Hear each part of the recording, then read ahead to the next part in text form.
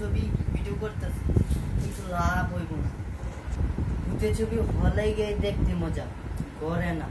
ঘরে ঠিক মতো সেই সাউন্ড পাওয়া যায় না। সবাই হলেই ছবি দেখেন ভাই, ভিডিও করে লাভ নাই। আমি চুর, আমি কথা দিলাম চুর, আমি অনেক চুরি করছি, কিন্তু এই চুরিতে জঘন্য চুরি আর জীবনে করবো। এই ছবিটা চুরি করে খুব লস হয়েছে আমার জীবনটা একদম বরবাদ হয়ে গেছে। আমি চোর, আমি কানা ধরে কিরা কাটলাম, আর ভাই চুরি করবো না ভাই, আমার মাফ করে দিয়ে।